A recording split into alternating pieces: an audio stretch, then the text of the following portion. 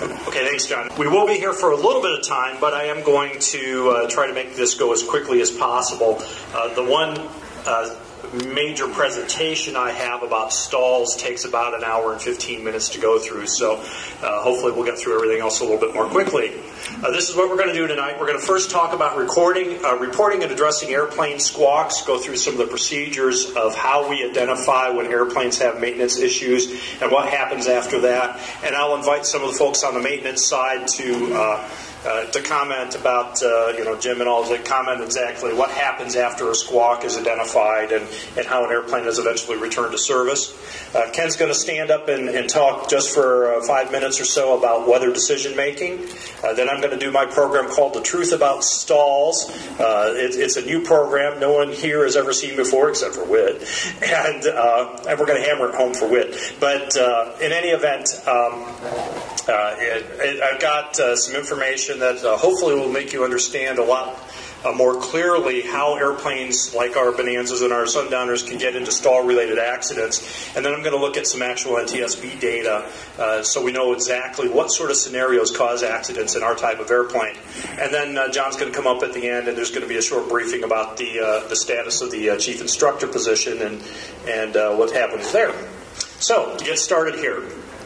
Regarding aircraft maintenance status, who here would love to own your own airplane? All right. Well, guess what? We own our own airplanes.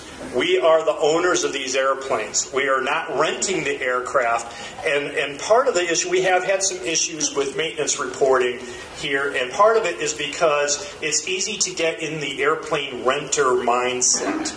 We schedule a plane, we show up, we take it out, we bring it back, we park it, we go, we get billed for it, we pay the bill. And we think of ourselves as renters of the airplanes, when in fact in a club we are the airplane's owners. We are fully responsible for them. So I challenge you to think of yourself as someone who is fortunate enough to own a whole bunch of airplanes, and then you get to pick and choose the one you're going to use. But we are the airplane owners, not the renters. We're all responsible for the mechanical state of the aircraft. And as a matter of fact, the federal air regulations make an airplane's owner-operator responsible for the maintenance state of the airplane. Not the mechanics, not somebody else, not your instructor. The people who own the airplanes, and legally we are the people that own the airplanes, are responsible for their maintenance status. So we need to think of them as our aircraft.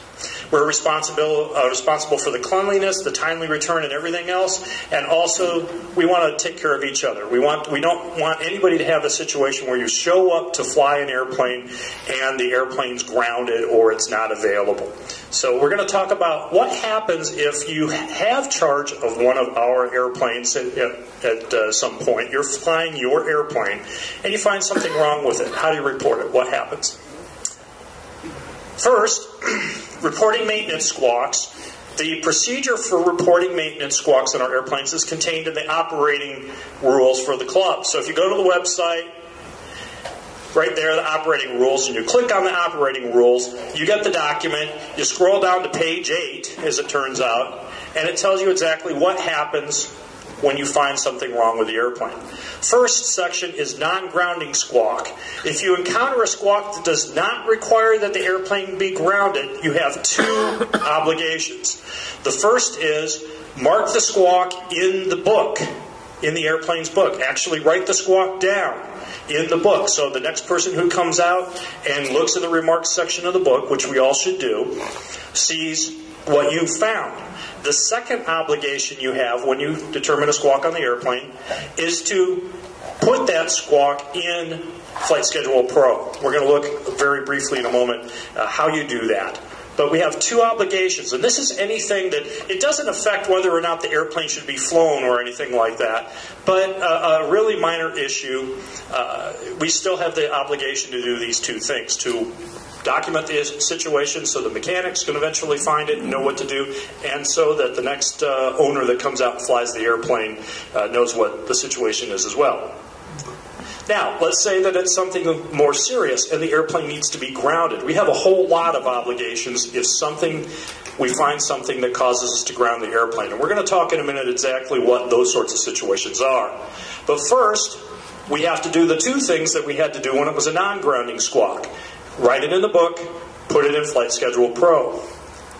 The next thing is hang the airplane grounded sign on the aircraft panel. The grounded signs are in the seat pockets of the aircraft. And I meant to go pick one up and bring it out here, and I was a little behind and I didn't get it. But there is an airplane grounded sign. You hang it on the panel of the aircraft. So it is very obvious when the next owner comes out to fly the airplane that the airplane is not airworthy. It needs to be grounded. Now, here's an important note from our operating rules.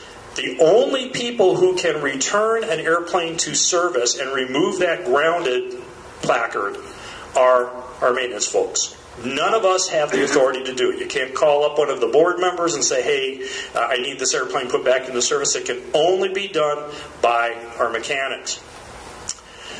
After we've noted the squawk in the book and online, and we hang the grounded sign, we also are required, if it's an airplane grounding situation, we are required to actually call Jim or one of the mechanics and tell them this airplane is grounded. Here's the situation. So we have positive notification of a problem. It doesn't just sit out there until someone happens to find it.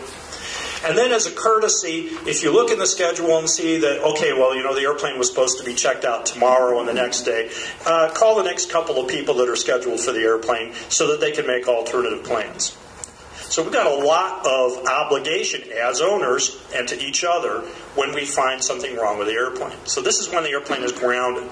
Now what happens if you're out away from home when this happens? Oh, excuse me. I told you we were going to talk about Flight Schedule Pro. This is also in the operating rules. This is Appendix C, and it goes on for a while, but it tells you step by step by step exactly how to go into Flight Schedule Pro, log into maintenance, and type in the squawk. Now, when you write a squawk, and correct me if I'm wrong here, because I tend to explain things too much, and what we really need to have in here is not, I think the airplane is doing this because I see that. Just write the specific situation. Now, when you call the maintenance officer and tell them that the airplane's grounded, then you can give all of the indications. But just write down, left fuel gauge inoperative. And, you can tell later on, well, it worked okay for the first half of the tank, and then it went down to 0, then it bounced up and down or whatever. But just a nice, brief item in there. It grounds the airplane. It has to be fixed. But we don't have to write a novel in the Flight Schedule Pro. Just give the basics on that. But Appendix C of the operating rules tell us exactly step by step how to use the maintenance squawk section in Flight Schedule Pro. What if you're out on a trip somewhere? You've flown the airplane to St. Louis or something, and you've got a problem on the other end.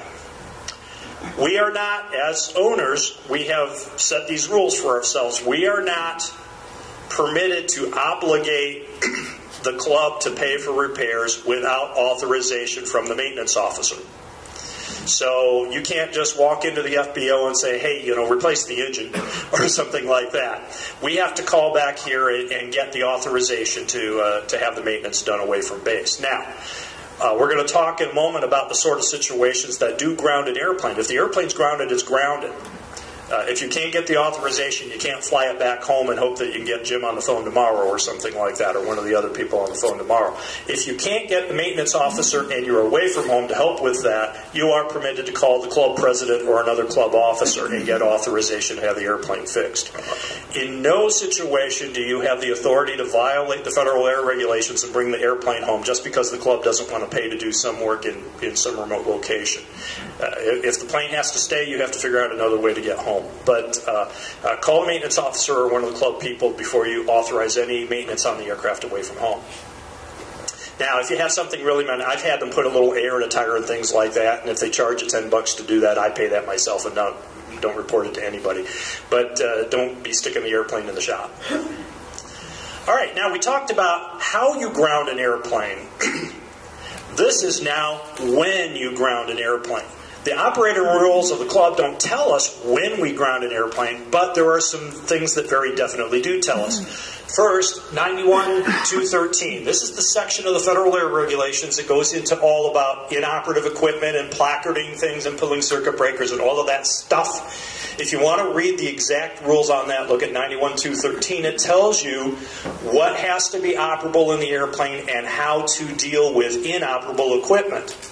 It lists those things that are required for VFR flight, it lists those things that are required for night flight, and it lists those things that are required for instrument flight. These are the bare minimum things.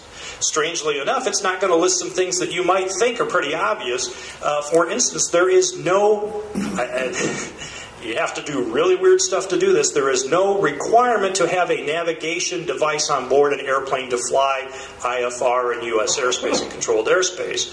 If you do it all by radar vectors and whatever. And I was in the Air Force for a while. We had a T-41, a Cessna 172, that didn't have any radios on board, and they would go fly at IFR and do GCA approaches in this thing.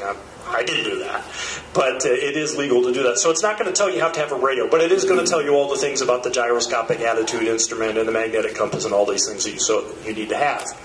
It also gives you what you do if something that is not a required for flight item for the type of flight you're doing breaks. That's where you have the bit about placarding and permanently disabling it or pulling the circuit breaker or that sort of thing.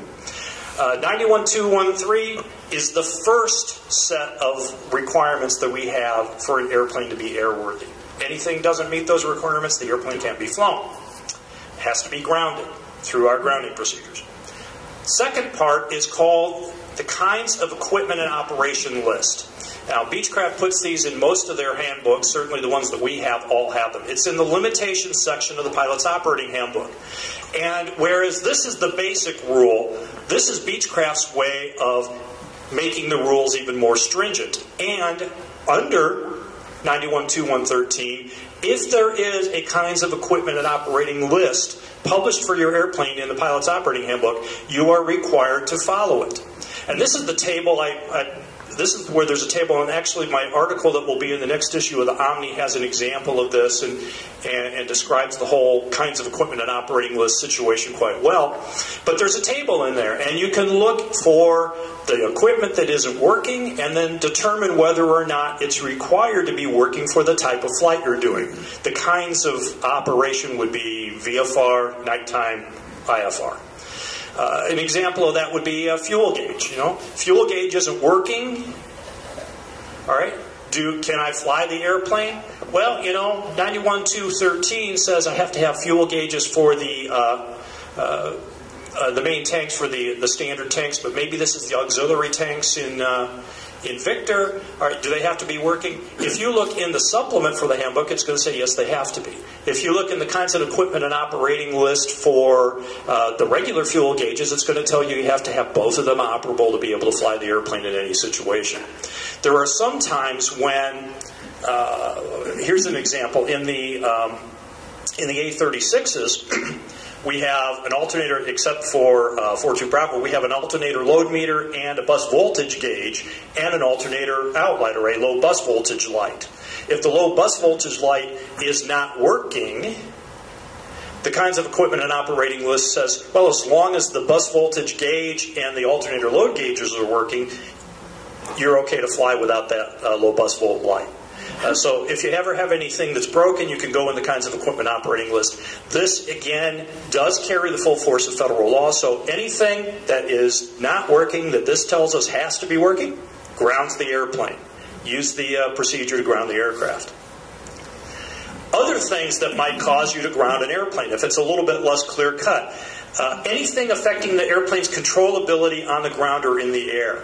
Now, I don't even remember who sent the information, and I'm not going to go into the full detail unless somebody wants to talk about it, but very recently one of our owners, one of our members, was scheduled to take a practical test, an FAA practical test, and showed up in one of the Sundowners was, one of the brakes wasn't working on one side. Now, we had a situation along those same lines a couple of years ago where the brakes weren't working and the plane ended up going off the runway.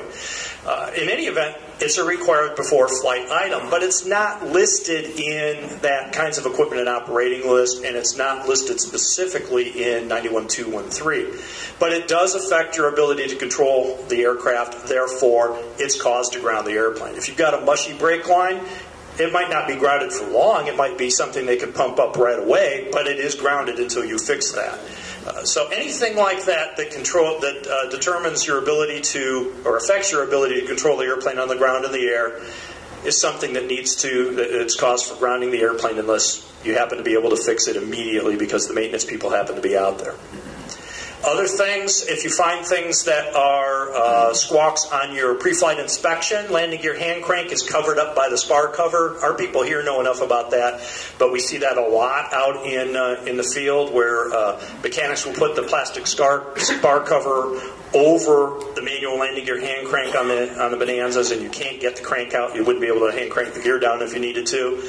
Emergency exit safety wire on the emergency exit windows are required for flight items, so you actually have to check those, lift up those Velcro covers. Being careful not to break the safety wire in the process of checking the safety wire. But if it's not there, you can't fly the airplane. Any significant propeller blade nicks, generally if you run your finger over it and you can feel, it snags your finger, that's enough of a prop blade nick. I'll tell you that we do occasionally see propeller blade failures in the fleet, especially if the nick's out towards the end of it, because that part of the blade it incurs an enormous amount of stress in operation.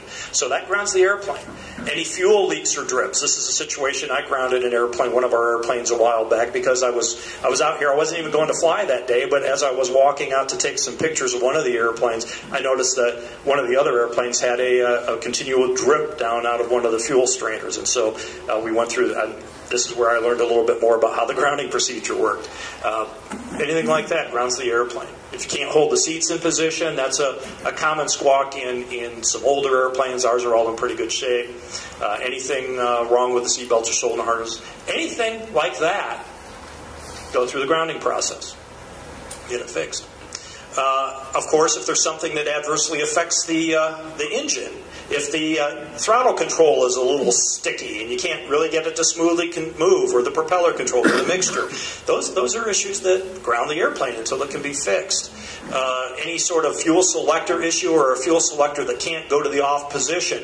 In those planes, like most of our A36s, they have that little plastic thumb stop you have to push out of the way to get the selector to go to the off position. If that hasn't been exercised a lot, I've been in a lot of airplanes that we've had to ground with flight training customers who've never switched the tank to the off position, and that had corroded to the point you can't push that out of the way. Well, now you've got a situation where if you've got an engine fire or something like that, you can't turn off the fuel, so that grounds the airplane. That's the sort of thing you should be checking before you fly the aircraft. And then any sort of failure on the before takeoff checklist. It's real easy to rationalize away a squawk when you've got the airplane pre-flighted and loaded and you're all the way out at the end of the runway, and now it's time to do a run-up. And you do your run-up, and your magneto, when you switch over to the left mag, it bounces and does this thing or whatever. It's real easy to think, it's all right, I've got another one, and go ahead and go. But that's something that grounds the airplane. Now, you may be able to lean the mixture out and burn some carbon off a plug, maybe if that's the problem, but if that doesn't fix it, the plane's grounded. Leave it where it is, go through the grounding process. Or tie it down. But all right. Now, here I'm going to ask, where'd Jim go? He ran away because I told him I was going to ask him a question. All right.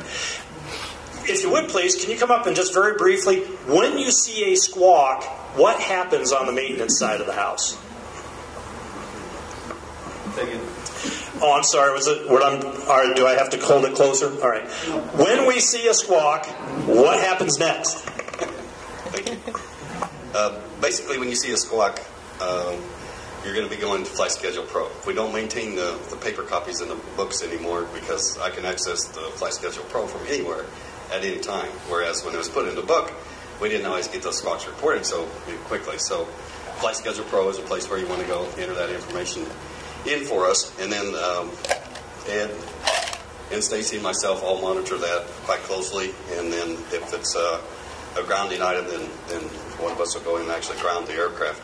Normally we do receive a call when it is a grounding item so that we can get the airplane grounded and prevent somebody else from scheduling it and not be able to fly it. Now you're hanging up the tag in the airplane whether you get a hold of us or not, so then the person definitely knows that it is a grounding squawk, and you can write that in the comments there.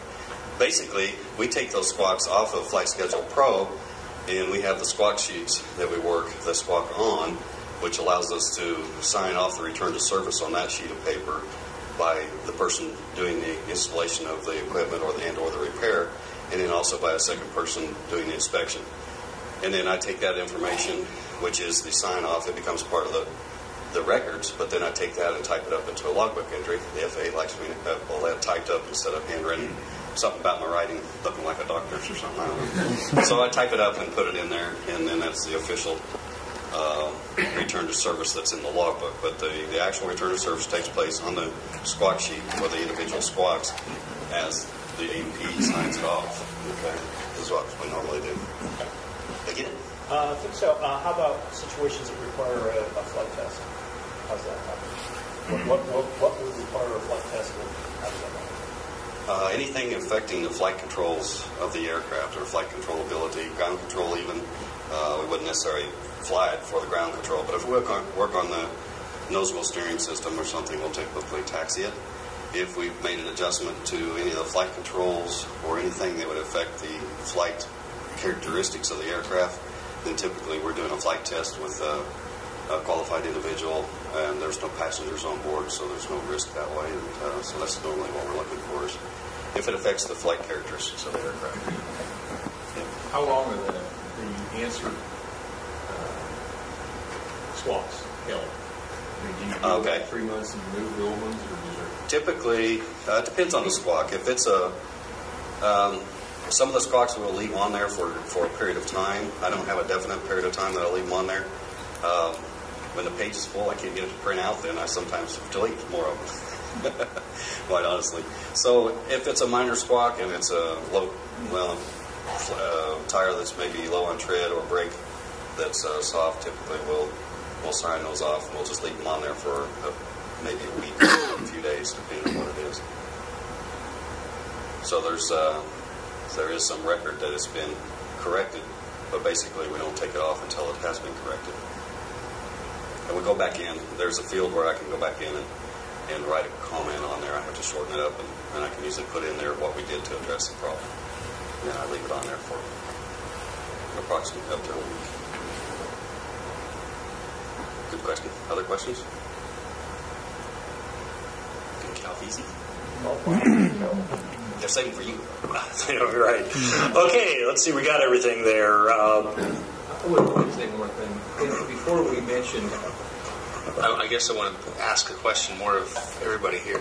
We mentioned that we were to enter it in the logbook in the airplane and then also into Flight Schedule Pro. I think I heard from Jim that we no longer maintain the logbooks in the airplane. So is that something we need to change in the operating rules? Do we still want to place the logbook to have both entries? So Jim's saying no. So just to be clear, you're the pilot in charge. You're supposed to go and log in to that Flight Schedule Pro for that airplane and view it. And whether you use it from your phone or whether you use a computer in the flying club, etc. So I just want to clear that up. Yeah. Okay, great. And I gathered that from Jim as well, that maybe the board needs to be looking at operating rules change just to eliminate that second part, so we don't have to. Anytime you've got two different ways to record something, that's good in one way, but that's also kind of a negative, because it'd be real easy to write it in the book and then think, well, I wrote it in the book, so I'm not going to put it in Flight Schedule Pro, and I'll get around to it. But if Flight Schedule Pro is definitely the primary means of tracking maintenance status for us as pilots of the airplane, so that's the primary means. And if the board wants to eliminate the reference to writing in the airplane book in the operating rules, from a safety standpoint, it's probably a good thing to do that. All right, as we heard here, we need to check the aircraft maintenance status, something that we're obligated to do when we're checking out the airplane, and then also when we actually accept possession of the aircraft. So part of your scheduling process is to look and see if there are any squawks on that airplane. And frankly, you want to know that. I've scheduled an airplane that had a couple of squawks that, for instance, if you're going to be flying in some fairly significant instrument conditions and you have an issue with an intermittent autopilot, you might want to know that. You might want to choose a different airplane. I had that happen one time. So when you schedule the airplane, part of your scheduling process is to look in the maintenance section of Flight Schedule Pro and look under squawks. Now, when you click on squawks, you can look at it in one of two ways. One is to look at all of the squawks that are currently listed for all of our club airplanes.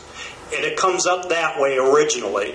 Or if what you really probably want to do is to use the pull-down menu to select whatever airplane you're looking at, and then it tells you the open squawks in that particular aircraft. Actually, as Jim said, some of them will already be taken care of, and the status will be over here on the other side. It'll say cleared off, but make sure that there's nothing that's going to prevent you from being able to fly the airplane, and nothing that's going to prevent you from being able to fly the airplane the way that you intend to fly the airplane. So you are required, really, as part of your scheduling process, to go in here and look. I also like to look at this maybe the night before I'm going to fly the airplane, and really, if the airplane's flown any between the time that I last looked at this and I'm ready to go again, I really ought to get out my iPad or whatever and take one last look when I go out to the airplane. So pre-flighting the airplane is seeing what the results of other people's pre- and post-flight inspections have revealed, and then doing it yourself. And you do that all through Flight Schedule Pro.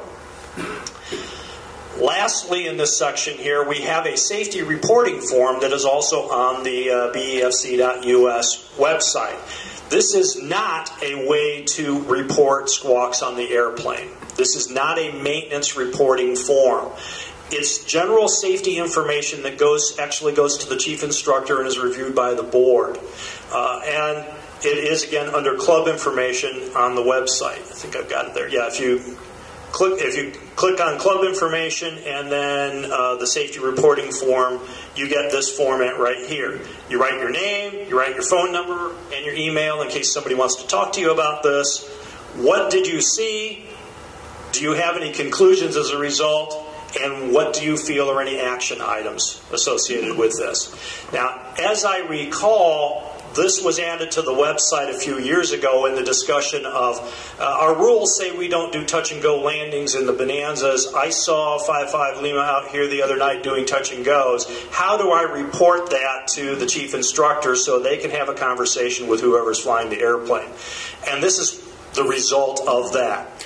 I believe that these can be anonymous if you want them to be, but this is where you would let the club know, hey, the fuel strainers are gone from half of the airplanes. Or I got out here to 23 Charlie and whoever had it last time didn't put the gust lock in. Yeah, we're telling on each other, but what we're really doing is we're helping take care of our assets, our airplanes. And this is a way for the chief instructor and for the board and for the club membership to learn some of the trends that exist and to be able to correct these sorts of items. So all you have to do is, again, go to the club information and safety reporting form and you can type that in. Any questions at all about maintenance squawks, items that would cause you to ground the airplane or the safety reporting system? Yes, sir. Yeah, I had an instance last year where I landed an A-36, and before taxiing off the runway, the engine conked out on me. You probably know the airplane, but it came back to the hangar, and if Stacy hadn't been there, I would have grounded the airplane. I ended up writing it up, and she said she'd take care of it, and she said that it had been a bad actor before. But in the absence of Stacy being there, would I have been correct in grounding the aircraft for that situation? Okay, so he had the engine quit on rollout in the airplane, which is not a terribly unusual IO 550 sort of thing to happen if the fuel pressures aren't set right. Question is, should he have grounded the airplane? I say yes. You have a situation, you don't know how to deal with it. You don't know yet whether or not it will affect the next flight. So what you are doing by grounding the airplane is you are telling our maintenance people, we have a priority item here that needs to be checked out. Then Stacy or Jim or something, then they'll take a look at it and they might be even call you back up and say, okay, this happens under these situations and we're going to adjust the fuel pressures a little bit, and it's nothing really major, it's just a fuel pressure issue or because it was a real hot day or something.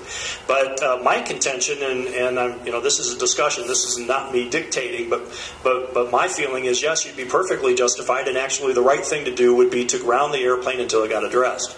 Any comment about that? Any question? That's the only way that they're going to know that they have to look at it. And you don't know from where you sit, I certainly wouldn't know from where I sit, whether that's, well, it's a little hot today or the fuel pressures are off or there's something seriously wrong with the airplane.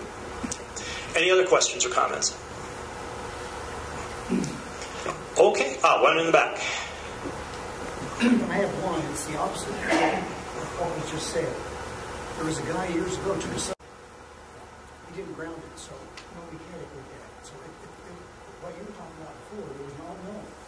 Because you didn't know there wasn't something wrong with the airplane, so it was good to let the mechanics make that determination. Exactly. When you've got a situation that you don't know what the situation is, then let the maintenance pros take a look at it. And the only way that we can protect each other from taking that plane up until it has been checked out is to go through the grounding process. We've got enough airplanes, and especially lately, we haven't had a whole lot of issue with everything being gone at the same time, so that you may have the opportunity to pick up a different airplane. But even if you don't want to fly it, and you don't want your co-owners to fly it like that until it's been checked out. Anything else? Yes, sir.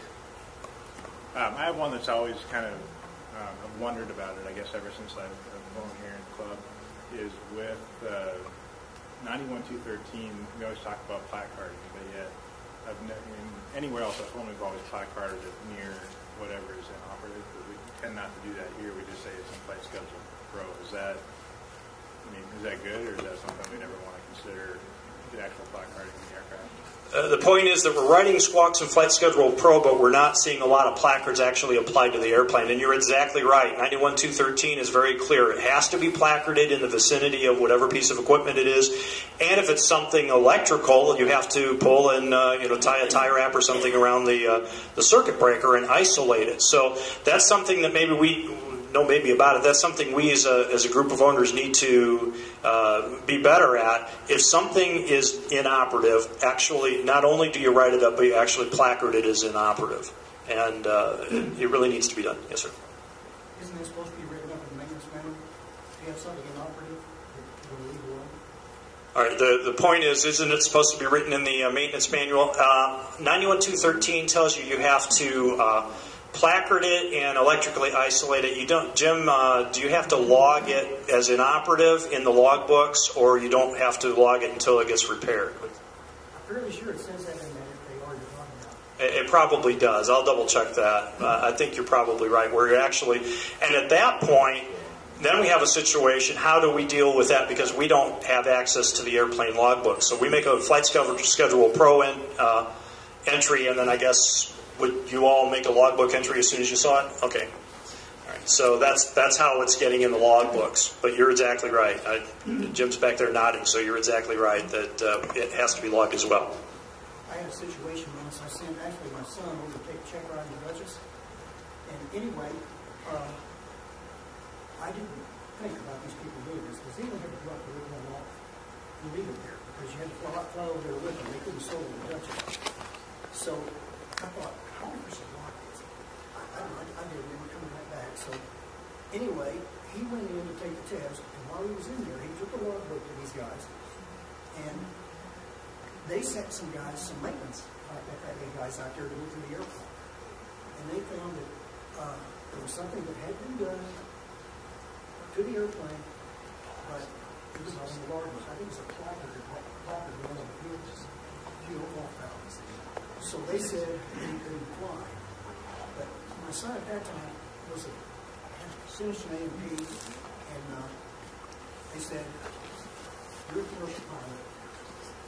They said, in an A&P, you can sign this off. So it's either that or you take it back to Dukes. It was there, obviously, but there is a little bit of a disconnect with how the logbooks there, but when you know the year, there's no real trouble. We just have to take them to check out. Yeah, and again, there is no, in the United States, there isn't any requirement to carry the airplane logbooks with you, and actually there's something of a disadvantage if you do that. If anything really bad happens, you want to be able to have the logbooks handy. But yeah, this is something maybe we need. I'll try to address maybe in a future Omni article, and maybe Jim or somebody else can help me out with this. But the specific steps to take when you placard an item, because they do have to be placarded, as you suggested. Anything else? Okay, well, we're going to move on, and I'm going to bring Ken up here, and he wants to talk just a moment about weather planning. Thanks. Good evening. How are you today? Good. Great. Hey, I love to fly. Flying is a unique hobby. In fact, there's only 2 hobbies that we know of that require a federal license. One is ham radio, and the other is being a pilot, right? So with this level of uniqueness, you wonder what makes us different from all the rest of the hobbies, from the boaters, everything. So I started looking at some statistics. I love statistics, right? You can find a lot of interesting things there. One of them I really like is 27-0. Any Shocker fans here? Yeah, great. Good. 28 now. Oh, you're right. I'm one off. You can tell I prepared this earlier in the week. So, every Wednesday evening, every first Wednesday every evening, now the Chevrolet dealership, the Corvette Club meets, right? What do they talk about? Do they talk about the fact that in 2012 there were 34,000 fatalities in automobiles? Probably not, okay? How many of you are boaters, right? Anything there? Tony's a boater, I know. You guys sit around and talk about 651 people that died in boating accidents. I know too. All right? Not really talked about much. Aviation is unique in that we talk about our mistakes in advance. And in 2012, there were 267 fatalities. So to put that in comparison, that's 4 Coke Arenas full of people that died in automobile accidents, but not many people talk about that. But if you let one general aviation plane land uneventfully on an isolated road, it's going to be in the Wichita Eagle the next morning, right? That's just the way it is. Our hobby, our profession is highly scrutinized. So, given those statistics, I want to talk to you about a flight that I made a mistake in. And I do that not to brag or to make fun of the mistake, but I want to be able to provide you with some information where maybe you won't make the same mistake I did. Because let's face it, we haven't got time to make all the mistakes that are available to make, right?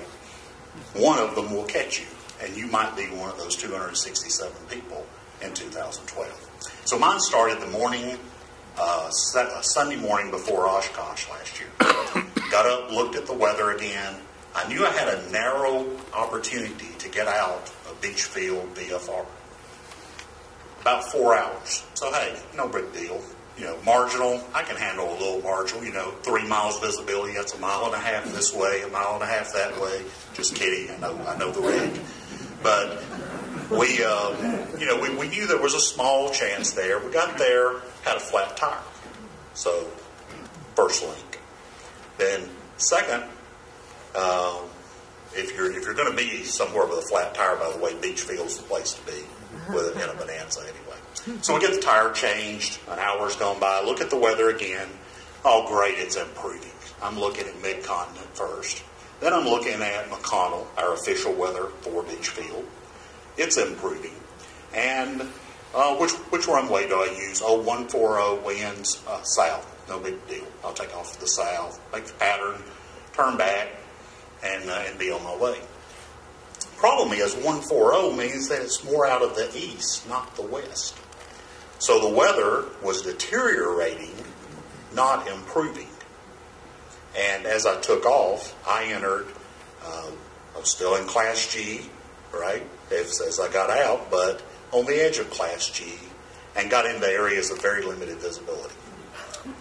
And, you say you can call up ATC and get the right answer, right? That's what we're taught. You make the 180-degree turn and head back to the field or the weather you just left. When you are in the situation, sometimes you make the wrong decision, right? Instead of turning back to Beachfield, I said, but the weather's improving, I'll come out of it, right? I'll get better, I can still see. And then I saw Santa Fe Lake. I know I'm out. I turn to the north and keep flying on the edge of G-class airspace. During one of those turns, I lean forward a little bit. Bad idea. If you're in and out of limited visibility, looking at the instruments and looking up, you tend to experience vertigo. So that's the next thing that happened, was the beginnings of, I don't know where I am, flying by the seat of my pants. Luckily, I had a co-pilot that said, hey, you're getting too slow here to turn. Get the wings level. Do it again. Get the wings level again. Say, okay, tell me if I get slowed. So I've got an oral. At that point, I make a decision that, hey, this ain't working. this is not the way to fly and be successful. So I engage the autopilot and dial in a hold altitude and a heading and keep flying. My thought was the next thing I'll do is call ATC and get the right, get back to the right airspace. Some fear inside made me make a decision that was stupid. I didn't call them.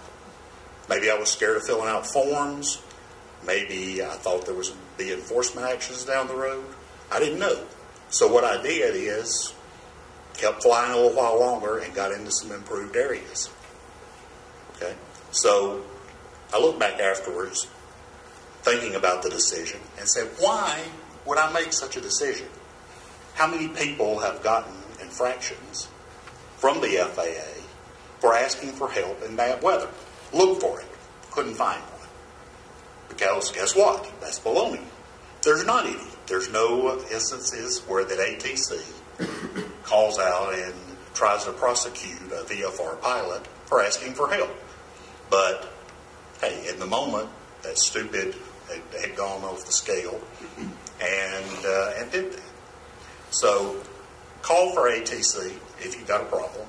If you feel like you're over your head, use your autopilot to keep the airplane flying. Communicate where you are, but aviate, navigate, then communicate. So, I say this with a great deal of humility. I made a mistake, and I hope you learn from it. Two of the most popular magazine articles among pilots are AOPA. I learned about flying from that, and Never Again from AOPA. One from Flying Magazine. So I read those often, and I read them even more closely since my incident. So I encourage you to learn from other pilots, and if you make a mistake, talk to your CFI about it, learn from it, don't repeat it. Thank you.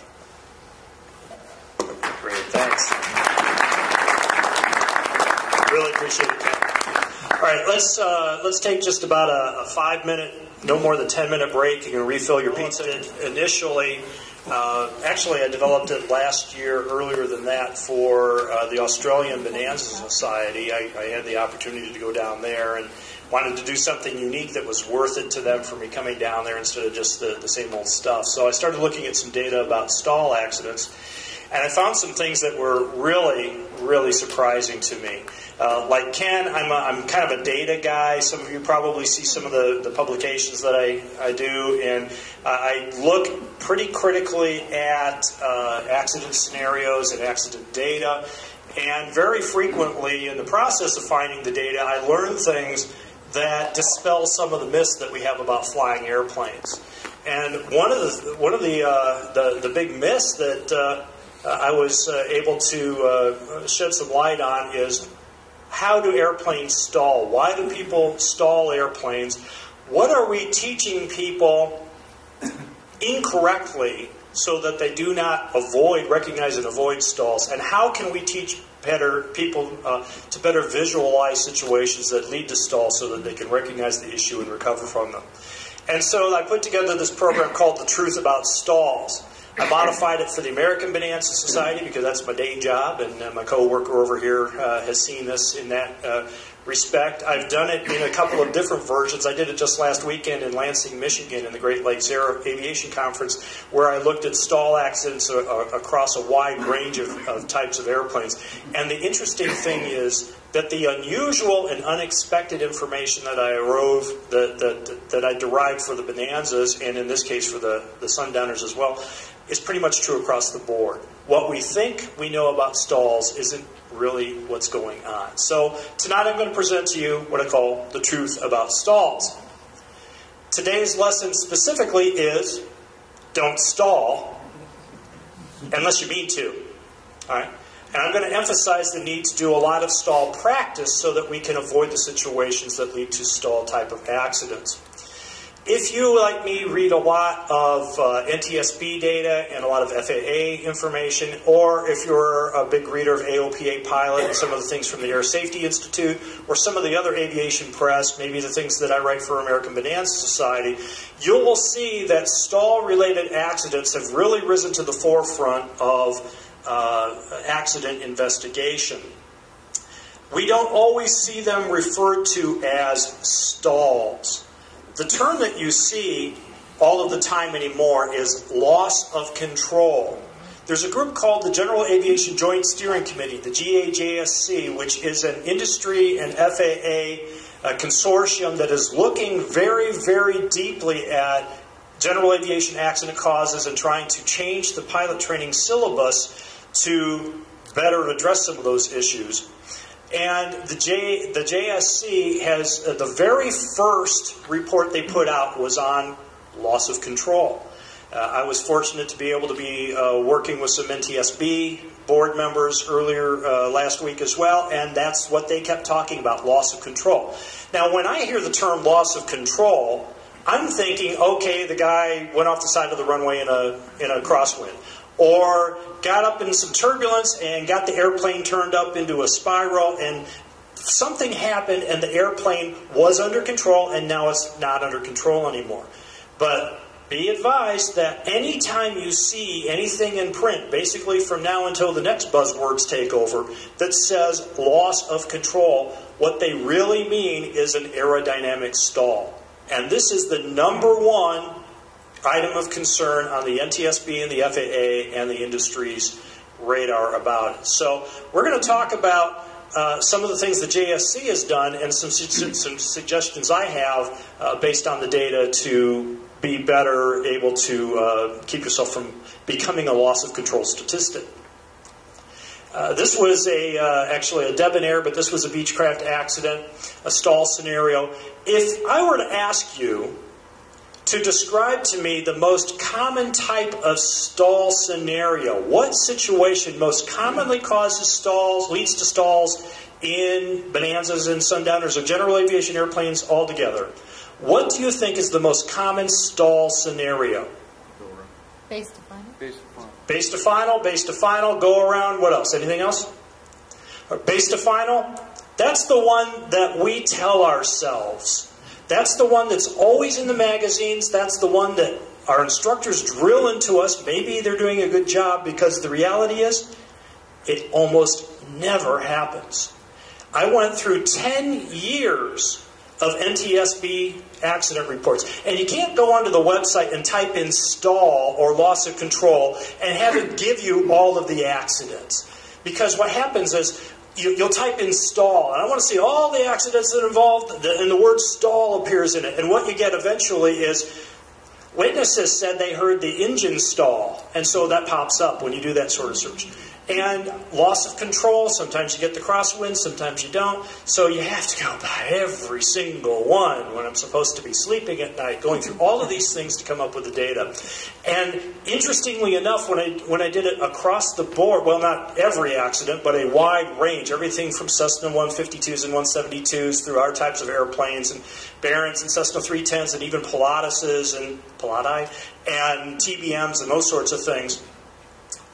And the only type of airplane that I can identify having any significant number, and I'd say more than 10, stalls that occurred at the point where they were returning from base to final approach. The only type of airplane in the last decade that did that were Cirrus SR-22s.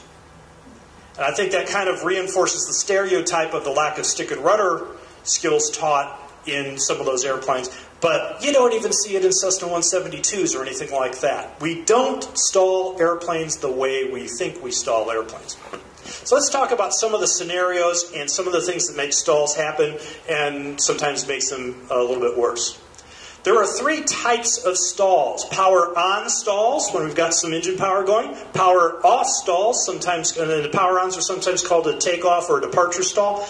Power off stalls or an approach to landing stall, and then an accelerated stall. What's an accelerated stall mean? More than 1 G. It is sometimes related to bank. We're going to talk about that in a moment. It's not always related to bank. Well, high Gs are almost always related to bank, but banking does not necessarily always result in high Gs. An accelerated stall is a stall that occurs when the wing is being loaded more than 1 G, and it is, quote, accelerated because the stall occurs at a higher than expected indicated airspeed. Now, if you look at the chart, you can find some of that as well, but it's faster than the published stalling speeds of the airplane. That's the only difference. It happens at a faster speed. Each one of these stalls has several different ways it can happen. Flaps up, flaps down, flaps partially extended. Especially in our type of airplanes, typically, the more power that you're developing, the more dynamic, if you will, a stall becomes. The greater the rate of divergence from controlled flight when the stall occurs. So the more power you've got, the more of a stall break you get. Same thing with the flaps. The more flap we have extended, the more dynamic the sort of stall break. So if you combine taking off with some flaps and high power, you can get a pretty dynamic stall out of an A36 or even a Sundowner.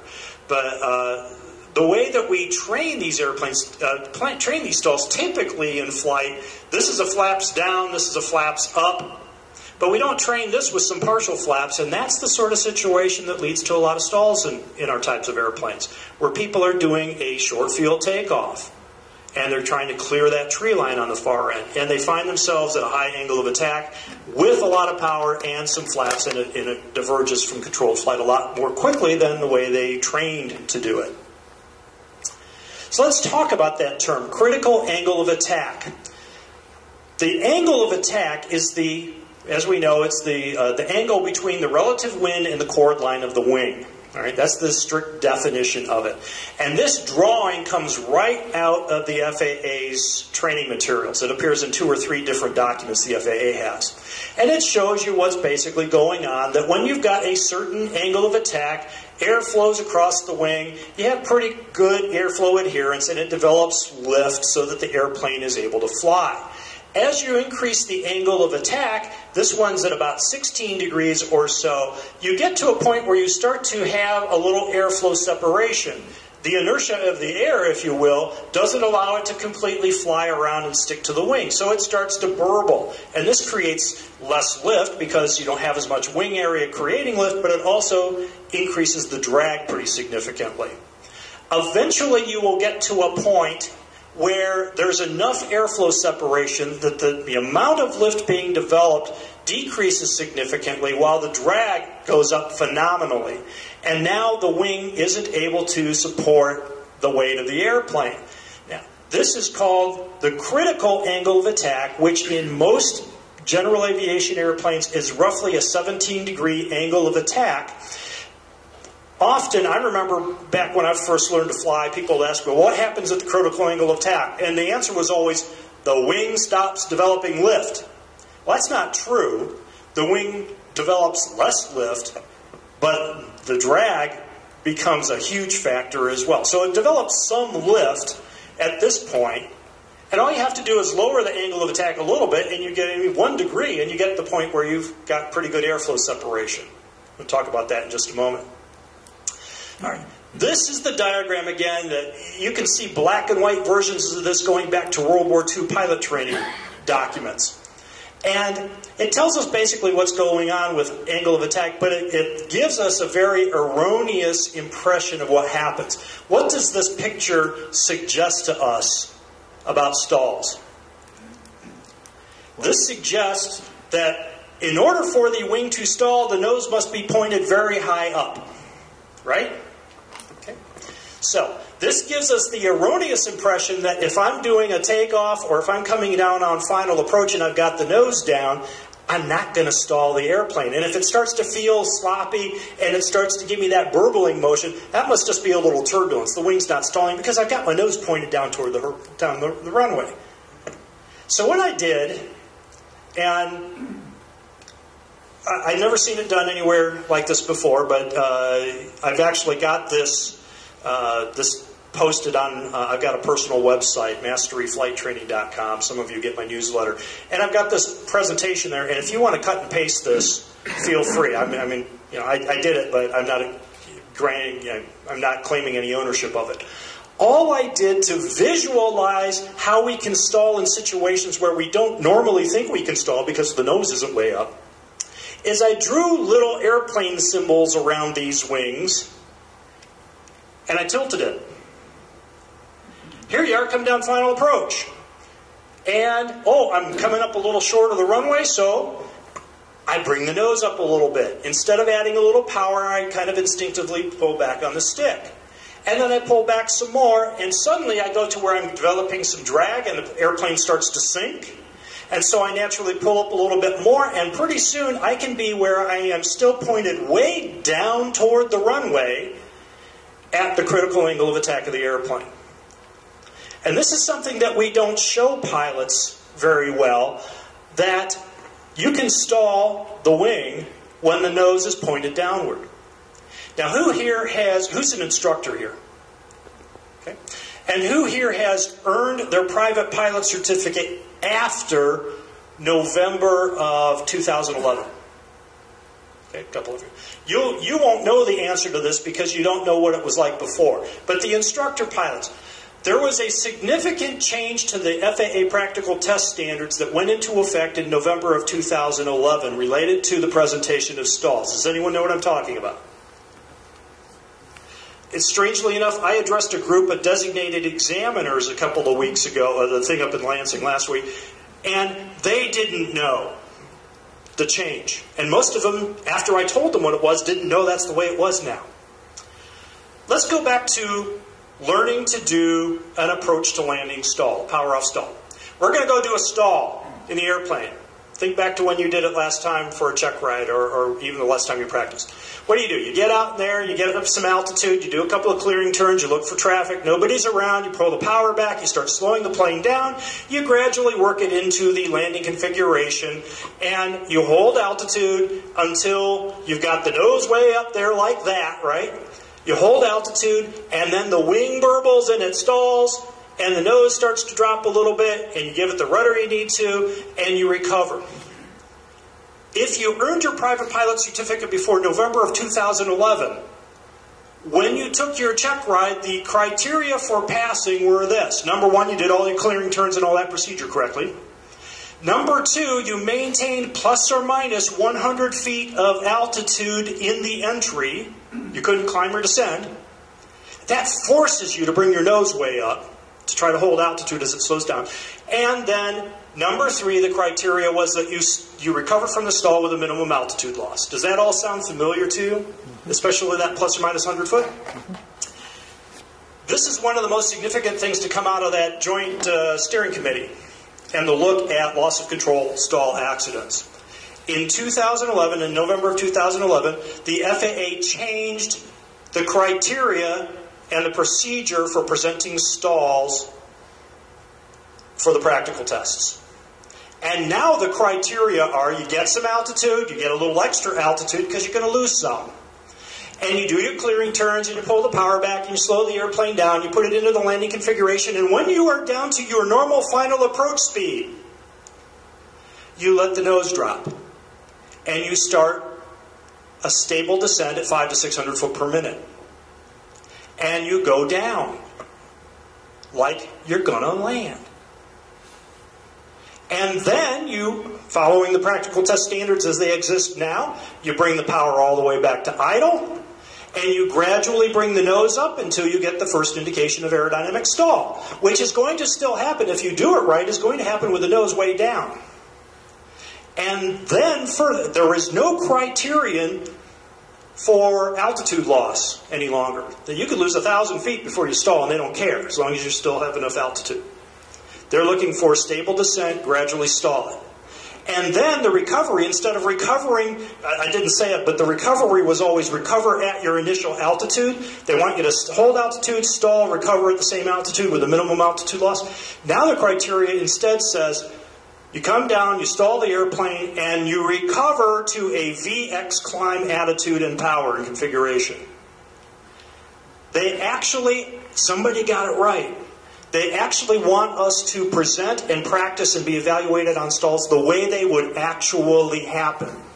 You're coming down final approach, you're coming up short on the runway, you start bringing the nose up, and the plane burbles and it stalls. And if you stall an airplane at 300 feet above ground level on final approach, you don't want your natural reaction to be minimum loss of altitude and try to hold it level. You want your natural reaction to be, let's put this thing into a VX climb and go around. And that's what the change in the practical test standards are. So if you are an instructor pilot, start training people that way. If you're not an instructor pilot, but we're all pilots here, when you go out and practice them, practice stalls like that, because this is going to ingrain in you the reactions that you would need if you actually stalled an airplane for real. And further, it's going to, if you do it right, you can clearly see that the nose does not have to be pointed way up to the moon in order to stall the airplane.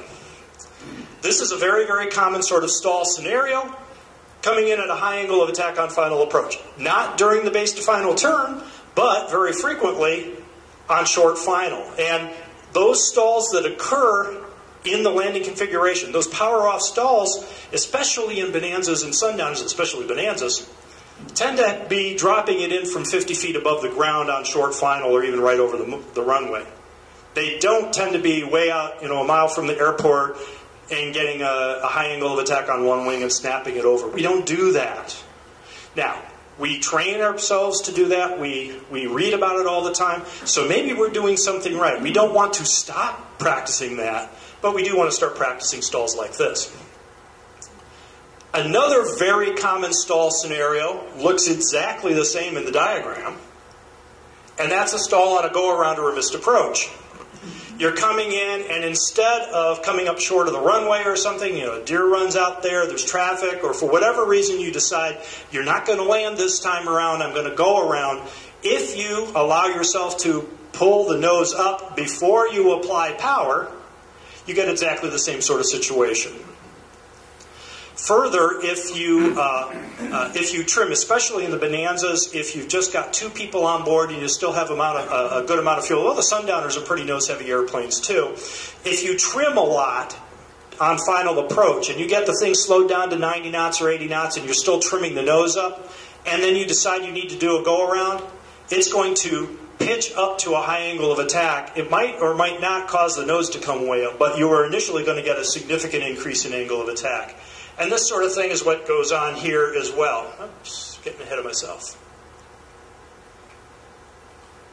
There we go. Same sort of thing.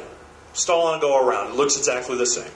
So it doesn't look the way, this is the way we all learned to stall an airplane.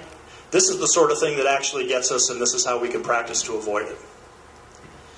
Here's the same diagram illustrating a takeoff. Yeah, the nose is a little high. It's not like that, but if you are overly aggressive with the pitch up on takeoff, or you have the trim set too nose high, or there's a line of trees or some electrical wires that you're trying to get the airplane over, and you try to haul it up just a little bit too much, you will start to increase the drag to the point where the plane just can't fly out of it. And especially once you get up out of ground effect, you've got so much drag here, it can stall, or sometimes it will mush. Mushing is where it hasn't actually gotten to the point where the nose drops yet, but there's so much drag being created the wing just can't lift the airplane up out of ground effect. And a mush is as bad as a stall as far as this is concerned. But you can see the nose doesn't have to be pointed up like it is for a power-on approach that we practice. We go up and practice our power-on approaches. All right, you go up, you get some altitude, you do your clearing turns, you slow the airplane down until you get to a normal takeoff speed. Usually you leave it with flaps up and gear up. That's just the way we always tend to do it. Sundowner, of course, the gear's down. And then you bring the nose up, you apply power, and pretty soon you've got to be at a 25 or 30 degree nose up pitch attitude.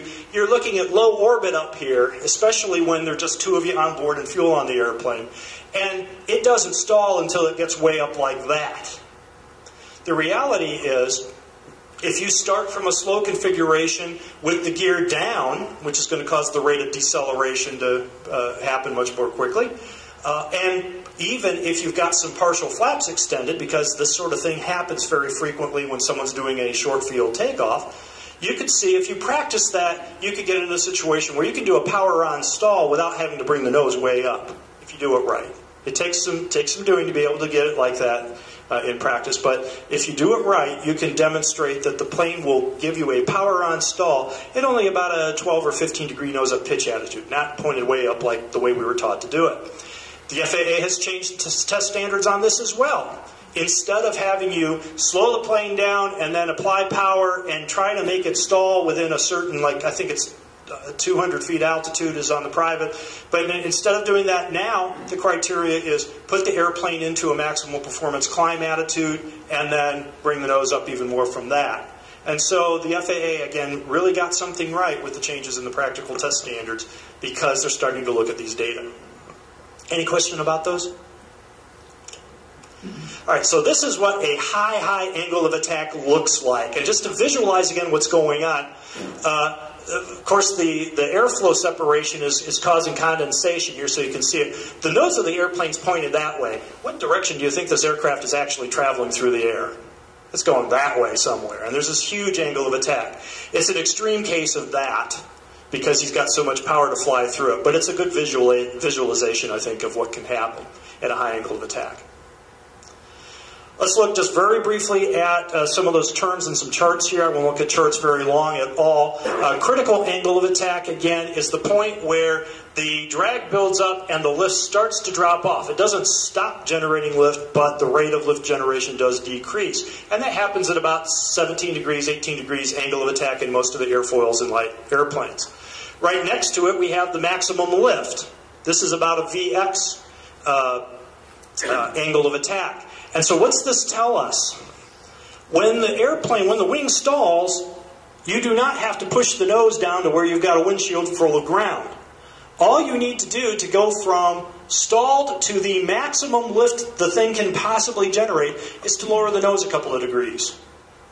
And this is something when I check people out in Bonanzas, I can see when they learn to fly in Cherokees or 172s when I'm just making this transition, because if you do the stall with them the first time they do the stall, when the stall breaks, they push the nose way down.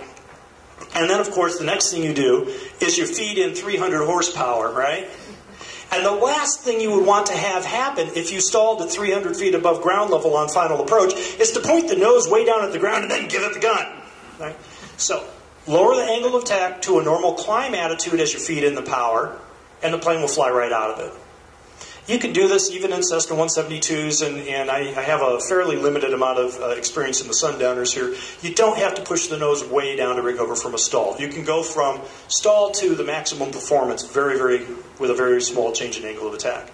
And just to finish this chart up here, this is about the VY angle of attack. It's down here at about the 9 or 8 degree angle of attack point. We talked about the effective G-load. This chart comes out of an FAA book, but it's not exactly right because a 60 degree level bank should give you about 2 Gs. But the point here is that the curve is fairly flat until you start to get to a very steep angle of a bank. And then when you give it this angle of a bank, it starts to increase the stalling speed of the aircraft. If you are at a 30 or 40 degree angle of bank, it doesn't do a whole lot to change the stalling speed of the airplane. You have to get real steep with it. Further, in order to add any G-loading to the wing at all, in order to increase the G-load and increase the stalling speed, you have to be pulling back on the controls. If you just let the nose of the airplane do what it wants to do, and you go into a steep bank, what's the nose going to do? It's going to drop. The airplane is going to naturally maintain 1 G. It won't go negative G either. You don't get the whole, parabolic arc thing going. It will just drop, and it will maintain at 1 G. So it doesn't change the stalling speed at all. Who here ever remembers your instructor pilot telling you, don't turn steeply in the traffic pattern? I remember that. Why did your instructors tell you not to turn steeply in the traffic pattern? Mine told me because it'll stall. If you're letting the nose come down, it's not going to stall. Now, if you get steep in the airplane, it will want to nose down and it will accelerate, and that's not a good thing when you're in the traffic pattern. But it's not going to stall. In order to stall, you have to be fighting the natural tendency of the airplane. You or the trim or the autopilot has to be resisting its tendency to go down. If you don't increase the G-load, you don't increase the stall speed. Put another way, as I just said it, in order for your airplane to stall in any configuration, at any power setting, at any attitude, you or the autopilot or the trim, if it goes runaway on you, has to be actively working against the airplane. You have to be pulling on the controls. And you instinctively know that because when you go practice stalls, it's very uncomfortable. I want it to stall, I want it to stall, I have to keep pulling, pulling, pulling. You have to force it to stall. So it's a human factors issue. If you can catch yourself forcing the airplane to stall and you can do something about it, you're not going to stall the airplane. Now, I had a student in Houston, Texas, about a year ago. He still has a nice A36 Bonanza, has a turbo normalizing system on it, and he hired me to come down there and fly with him. He had owned this airplane for a number of years. He had never stalled a Bonanza. He did what a lot of folks did. He did all his training in something else. He eventually bought himself a real nice A36. He did a quickie checkout with the local CFI, and the local CFI was more enamored by being able to log time in this beautiful airplane than trying to actually present any education material. He wasn't terribly comfortable with stalls, and so with the owner of the airplane made it pretty clear that he really didn't like the idea of stalling the airplane. The instructor said, okay, we won't stall. We'll do stuff like that. And he'd owned it for a number of years, and every time he went to get a flight review every 2 years, what did he do? He did what a lot of pilots do. He went and got an instrument procedures check and then had his instructor sign that off as a flight review also. So he's out there doing a lot of good instrument practice, but he just had never stalled the airplane. Then one day he kind of scared himself. He was trying to land at a short field on a hot day in Texas, and he had to go around a couple of times, and he just really decided at that point maybe he didn't have the command of the airplane he thought he did, so he hired me to come down to fly with him. And I talked to him when I got down there, and this whole subject of stalls came up, and he said, I'm just not really comfortable stalling the airplane. I said, well, tell you what, before I leave here, you will be. But we're going to go at this gradually. So, in the course of the training, I just basically had him flying at progressively slower airspeeds in different configurations. I told him, we're not going to get anywhere near the stall right now. Don't worry about it. Don't be obsessing about, it's going to stall, it's going to stall. Just let's fly the airplane and see what it feels like. And I asked him, what are the different indications that you're feeling, that you're sensing when the airplane is flying at progressively slower speeds and progressively higher angles of attack? The first thing I said, what do you have to do with the control yoke to get the airplane to fly this slowly? Angles of attack. Well, I have to push hard on the right rudder. And it's so much that it's actually kind of hurting my foot. And I don't normally have to do that in a Bonanza, but I feel that I have to push on this rudder. I said, okay, yeah, so we've got two indications. How about the noise level? Now, some of you here probably have some good data on this, and I don't remember it at all. But I remember back when back in the 90s at Flight Safety, hearing from somebody over here where they had done some sound testing, decibel level, ambient noise level testing in Bonanzas, and found that about 90% of the perceived noise in cruising flight was slipstream noise. It's all the air going by. You can't hear the engine very much, you hear the air going by. And when the plane starts to slow down, we have a lot less slipstream, so we have a significant reduction in noise level. And that's one of the things I asked this guy. Now he's got his Lightspeed Zulu headset, so it's not as obvious as it used to be. But I asked him, what's the noise like? He said, you mentioned it, it is kind of quiet. I said, and then lastly, what sort of instrument indications are seeing? Well, yeah, and I had him doing things in descents and whatever, so it wasn't always way nose up, but he always noticed that the airspeed was trending downward. So I told him, okay, now what you have determined is you have several different ways of detecting an impending stall that all start to give you good, usable information before you ever hear the stall warning horn go off. If you are coming down final approach, and you feel like, man, I'm having to pull real hard on the yoke, or I'm having to push more on the rudder than I normally would. I guess it's getting kind of quiet in here. Or, of course, the airspeed's decreasing. Go ahead right then and lower the angle of attack a couple of degrees. It only takes a couple of degrees, and you'll be safe from a stall. If you're on takeoff and you feel like, well, I'm trying to clear that power line, and man, I'm having to pull real hard to do this, lower the angle of attack. Just a couple of degrees, and you'll get the maximum performance out of the airplane. So we have a lot of ways to predict the onset of a stall before the stall warning horn ever goes off. All right, most of you are probably flying the Bonanzas, right? Okay, and those of you who aren't probably will be eventually at some time. I get this question come up occasionally, so I wanted to very briefly go over it here because it is somewhat related to the stalls. If you look at the stalling speed charts, this is for an A36, you'll see that the curve is not a straight line. It actually comes up and then it bends down a little bit again. In other words, the speed at which the airplane stalls will go up as the weight decreases, but then at some point it starts to come back down again. And that's kind of counterintuitive, because generally the stalling speed, I had it backwards there, but the stalling speed will generally go down as the weight of the airplane decreases. There is a note, however, that says at some loadings, the airplane's elevator is limited and resulting in a minimum steady rate rather than a stall. This is that mush we were talking about. It never stalls, but you've got a minimum amount of lift being developed. And what's happening here is the stalling speeds are determined in one of two different ways. One is the aerodynamic stall through flight testing. The other way is when you reach maximum elevator travel. And this point right here, it's at about 3,120 pounds or something like that. This point right there is when you go from one definition of stalling speed to another definition of stalling speed.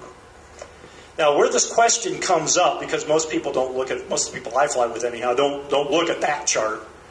They ask about the landing distance chart. Why do the airspeeds go up and then come back down instead of just gradually come down with reductions in weight? And when you look at the chart, you got that same sort of break there. And it's exactly the same thing. The landing speeds, the 50-foot obstacle speeds, are 1.3 times the stalling speed, and we define the stalling speed in one of two different ways.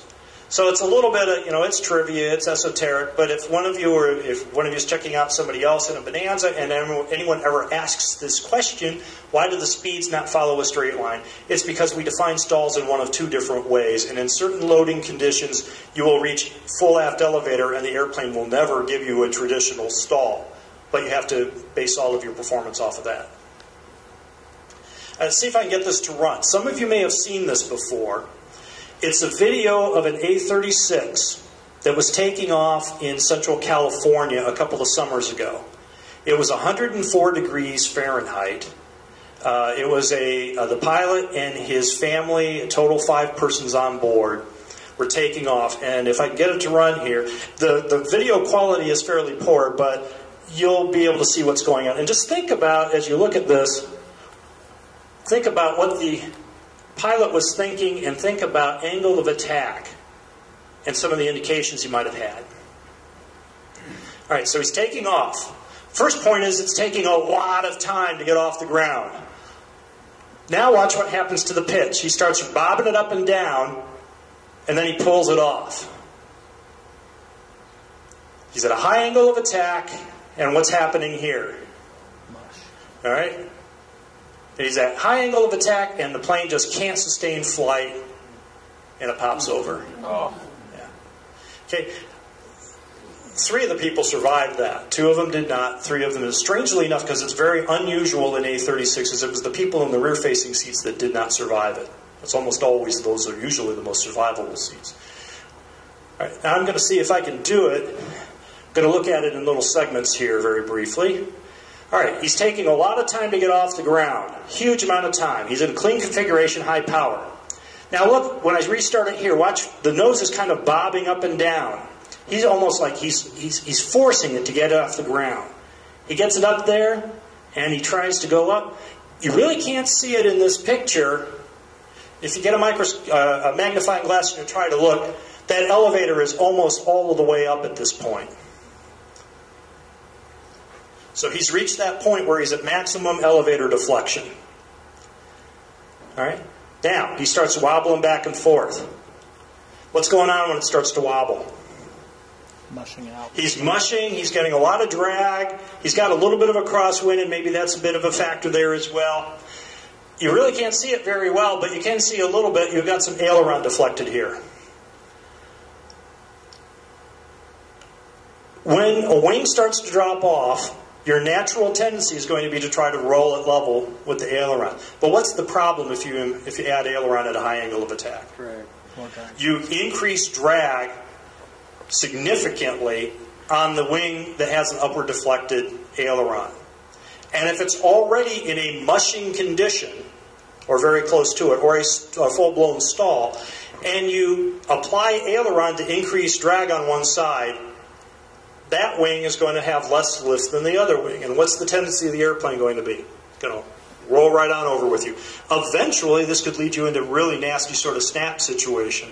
But what seemed to be happening here is he's trying to correct for this, I'm almost going to stall, and he's just making it worse. He's increasing the amount of drag being created. And now he goes to a very, very high angle of attack. You see, he's pointed up, but the airplane's going down.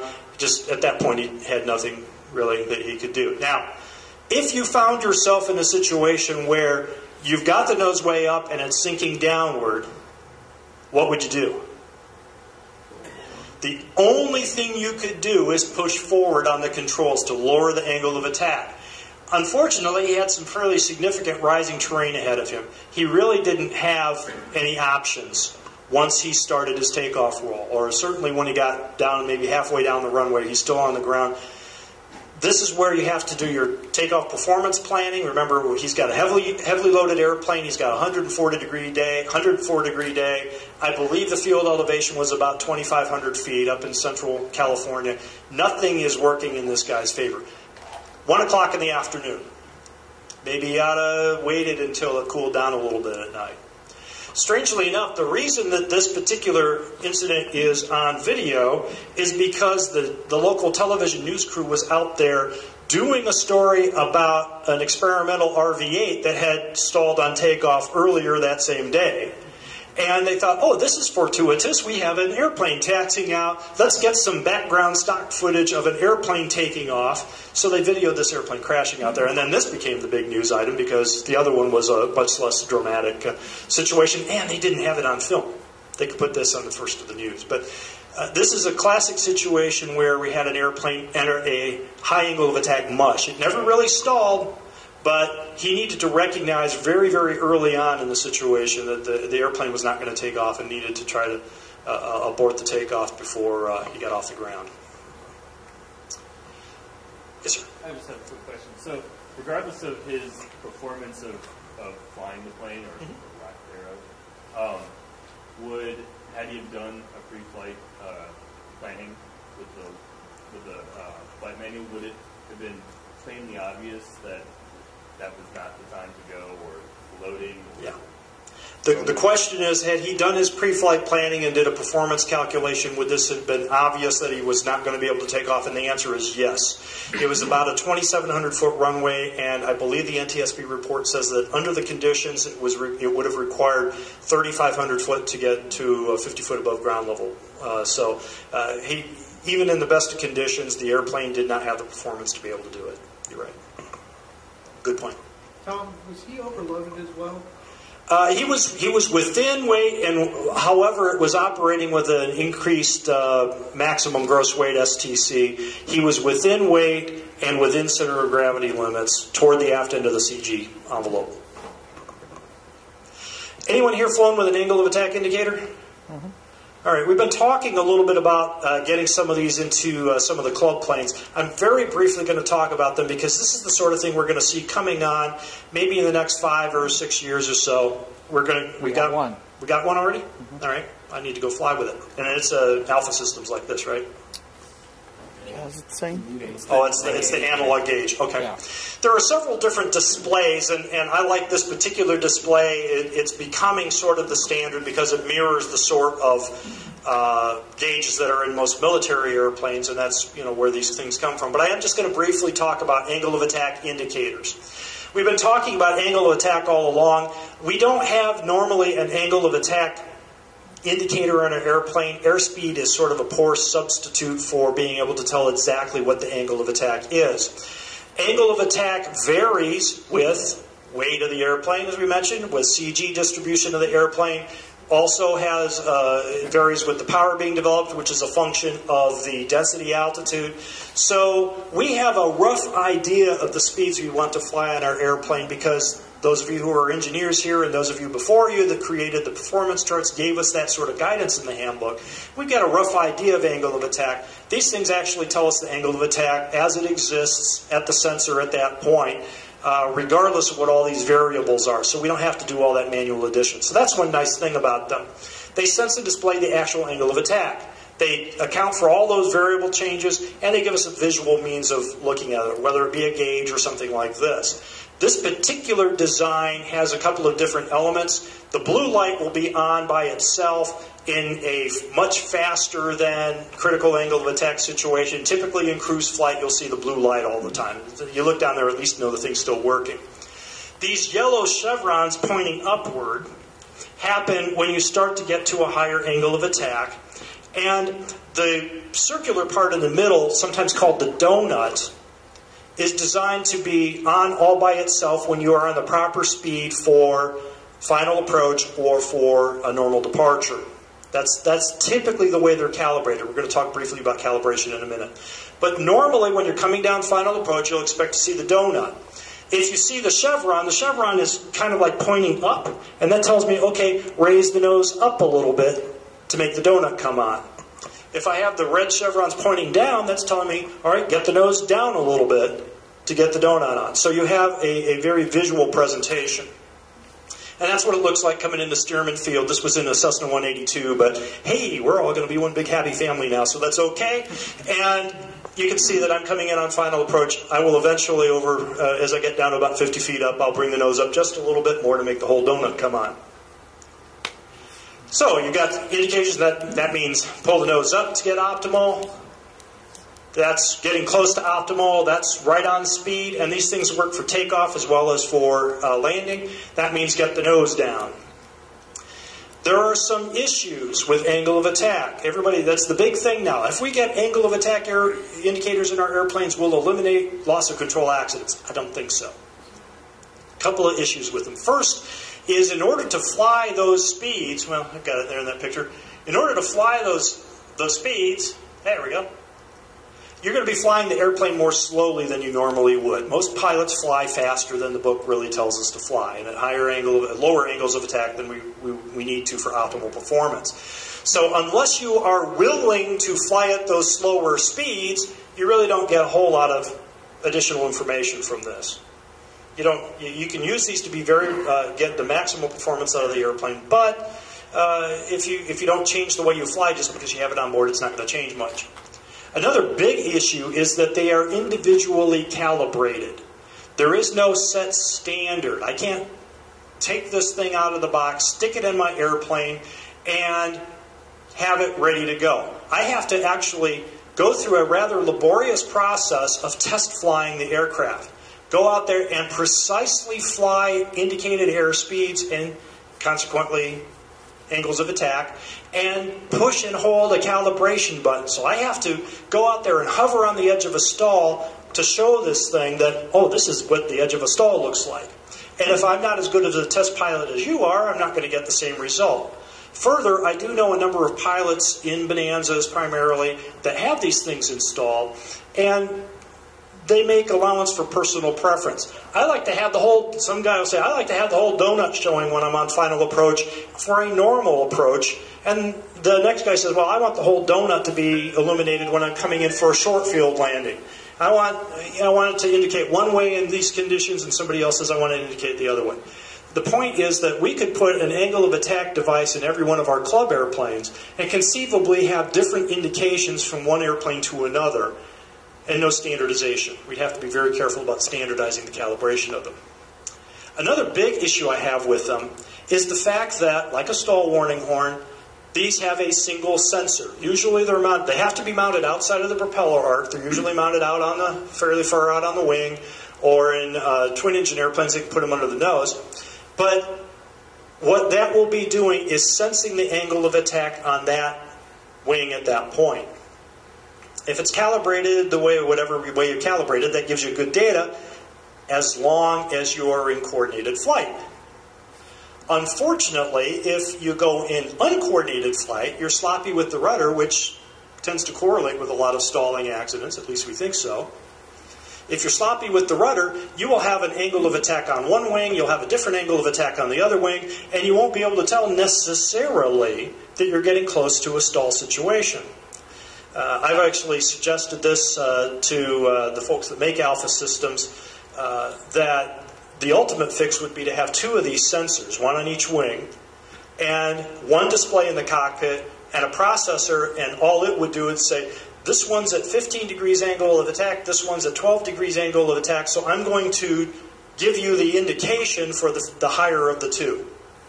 And ultimately, if angle of attack indicators are really going to do their job in our airplanes to protect us from uncoordinated stalls, we'd have to have something like that. So, lastly, there isn't a defined training criteria for these airplanes. There's nothing in the practical test standards about angle of attack indicators. There's nothing in the FAA books. There's very, very little in any syllabus anywhere to show us how to use these things. So that's something that's fixable, but I don't know if our generation of pilots necessarily will get that fixed. What will probably happen is 5 years from now, this is going to be standard in every sort of aviation university-based airplane, and the next generation of pilots is going to learn to fly by angle of attack. Some of us will pick it up, but some of us probably won't. So I think there's great promise for angle of attack indicators, but it's not a mature technology yet. I like to play around with them. One of the really cool things I did in this 182, it's a great training maneuver, is I went up and I did steep turns, level steep turns. And it's really neat. You can illustrate very easily the concept that stalling speed or angle of attack increases with increase in G-load, because if you increase the bank angle, you get an indication of a higher angle of attack. And then you decrease the bank angle and hold it level flight, you get an increase of a lower angle of attack. So it is kind of cool to train that and show pilots the relationship between G-load and stall speed and angle of attack. All right, now I'm going to do, this will be the wrap-up portion of this, and I'm still well on schedule for what I expected. The actual data. This is the truth about stalls. I looked at those data that apply to A36 Bonanzas, and because it was too hard to separate out all of the Sundowners from everything else in the time I had, I did all of the Model 23s. And I did two separate studies. What happens in the 23 series, what happens in the A36s. And straight 36s also. But in any event, I've got some data from a decade's worth of stalls in our airplanes. And the data are a little bit interesting. First thing, the severity of the injury. This is in the 23 series. Half of the stall-related accidents caused either a fatality or serious injury. I think in a lot of cases, serious injury, as far as the NTSB is concerned, is serious injury. And the reality is that the difference between an accident that causes serious injury and causes death is probably more luck than anything else. So I lump them together, and these are the bad stuff, and the other ones are bad, but not as bad. And it really surprised me at first.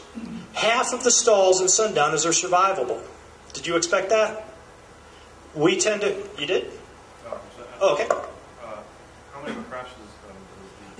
It wasn't as many as I thought either. It turned out to be about 25 over a decade. So that were stall-related accidents in these. So it wasn't nearly as many as I thought. The Bonanzas had about twice as many, but there are a lot more Bonanzas out there. But it did surprise me that they're not always fatal. We always think, okay, you stall, you're going to die. Now, you don't want to stall, but not all of them happen in a situation where it results in a fatality. In the 36s, it was about 2/3 fatal or serious injury. So in the A36s, we do have a higher rate of very serious injury or death in the airplanes in a stall. Then I looked at the different phases of flight. And this is for the Model 23s. Interestingly, at least to me, 40% of all of the stalls happen on takeoff or initial climb. All right, the same number that we had happen in landing in the airplane. And these are power-on stalls, sometimes with some flaps, very, very rarely related to an engine failure, but sometimes there's an engine failure in there, but they're almost always a power-on type of stall that happens on takeoff or initial climb in the airplane. And it kind of surprised me that the number was as high as it was. When you look at the actual accidents, the landing stalls, there are as many of them as there were the takeoffs, but the landing type stalls tended to be the sort of thing where they dropped it in from 20 or 30 feet on final approach. They're not out here doing what we would expect, the base to final turn and dropping it in from 800 feet and dying. They're landing hard as a result of a stall.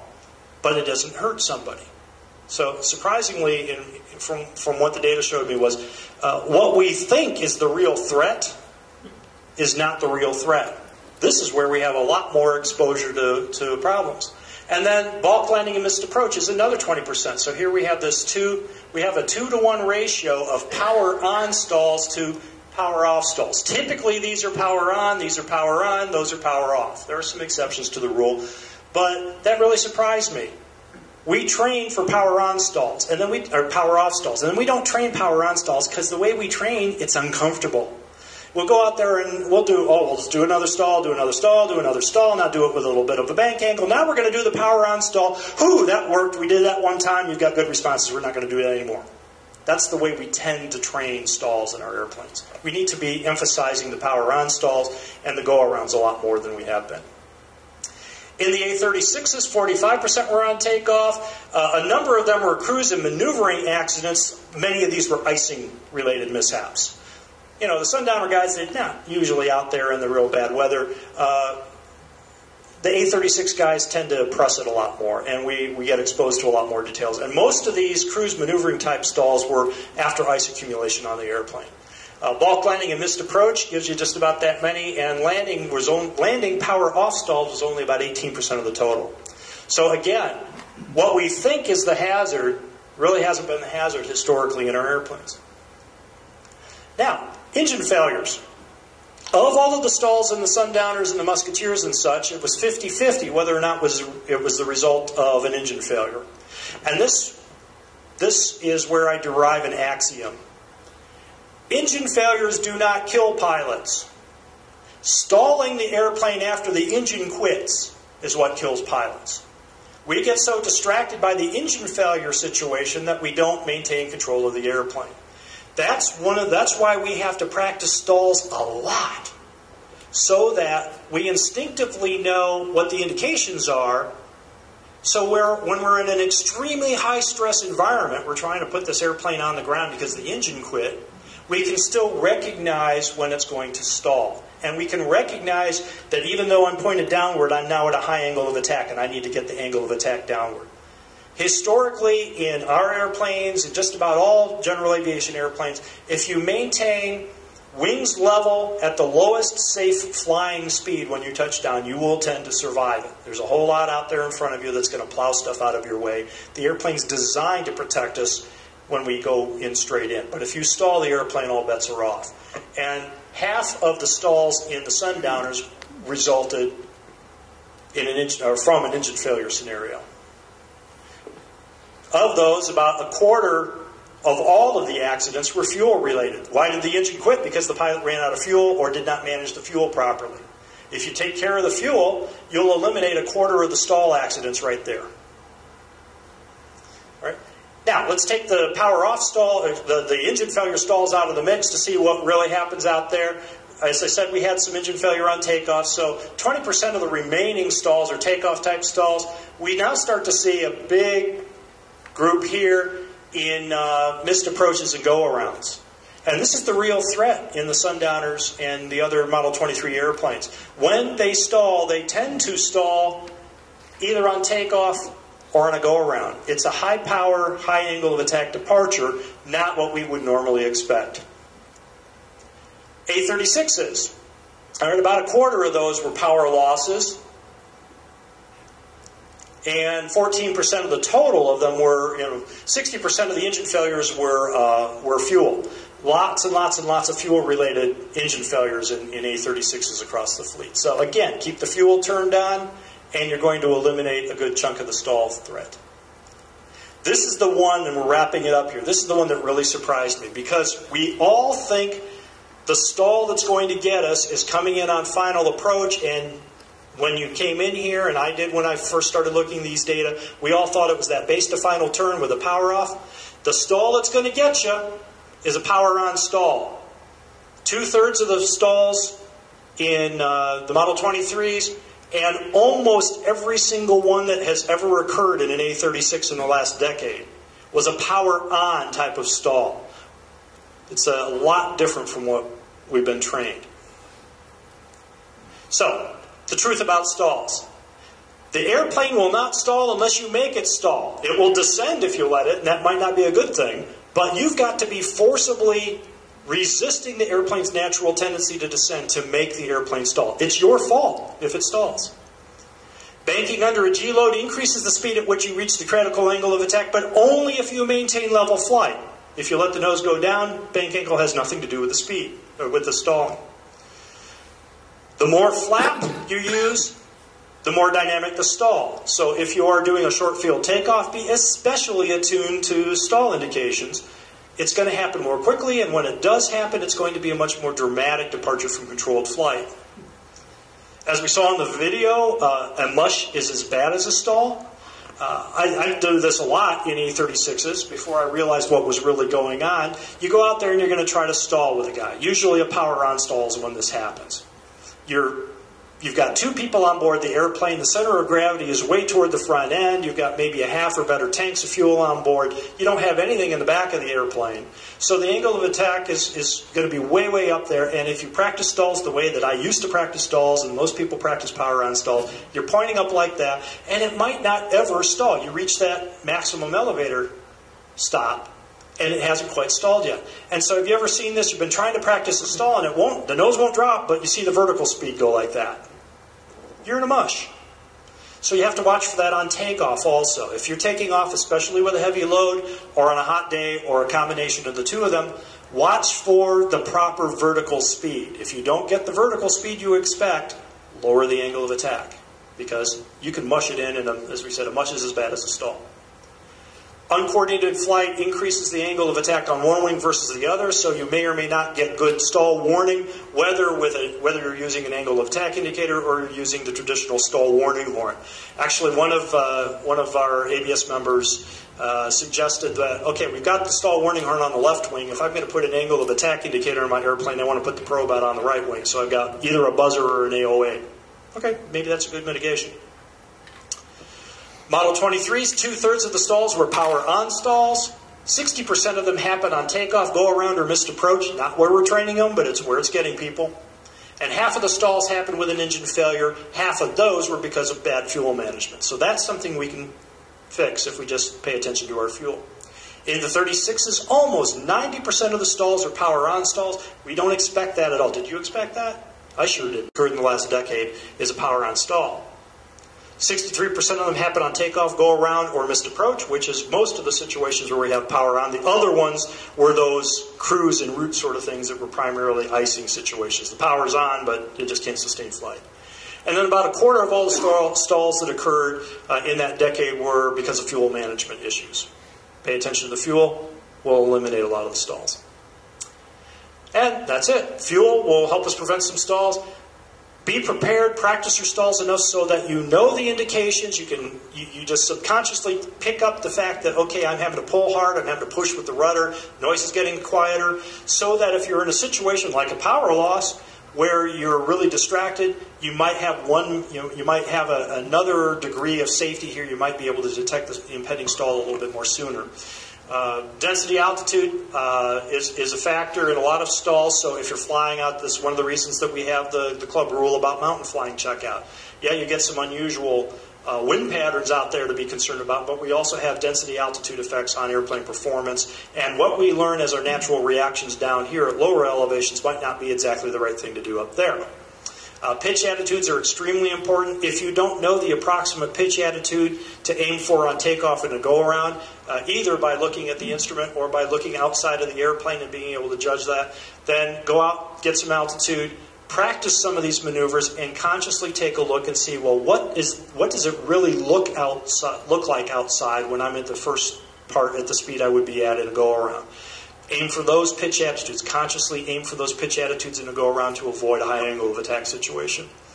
And then lastly, if you do, especially in the A36s, but also in the Sundowners, if you've just got two people on board and still have a bunch of fuel on board, when you apply power, if you've been trimming for landing and you've got the nose up, nose up trim dialed in, and you apply power to go around, the plane's going to naturally want to pitch up excessively. So you have to remember that you may have to adjust the trim for a go-around or missed approach. All right, a lot of data there. Ran through a lot of stuff really fast. I'll answer questions if you have them. I also, like I said, if you want to download this, I'll probably send it in. Maybe we get it posted on our own website if you like. But what I've found here is a lot different from what I expected, and that is the truth about stalls. Any questions? All right, you all want to go home. Okay, I appreciate it very much. Thanks a lot. John, we're going to bring you up here. Thank you, Tom. Just a couple things before we go. First of all, thank you, Tom. Every time you talk, I learn something that I thought I knew that I didn't, so I appreciate that. Also for Ken, we're all humans, and none of us like to admitting mistakes. And since we're all pilots, we don't make them, right? Well, Tom's data shows we do. So, I was sitting there thinking, Ken, if one person in this room changes their decision to launch based on what you said, it was so well worth it. So, thank you. Thank you. Okay, just a few things to wrap up. Where is Todd? Todd's going to, we've updated the fuel station. Todd's going to give us a little update just for everybody's information. Yeah, just a quick briefing to you. Probably most of you in here have been impacted lately. We've been having issues with running out of fuel at the tank. The indication system on it wasn't real clear. We also have experimental using more fuel out of it than they used to, so we are turning fuel through it faster. A new fuel gauge was put on it yesterday. It has an indication at 1 foot mark that says order fuel. I'm going to send information off to John and have him send out to everybody email-wise as well. But we tend to fill up there like we do a quick trip. We pump away, think it's always going to have gas in it. But we need to start monitoring that regular and look at that gauge before you pump.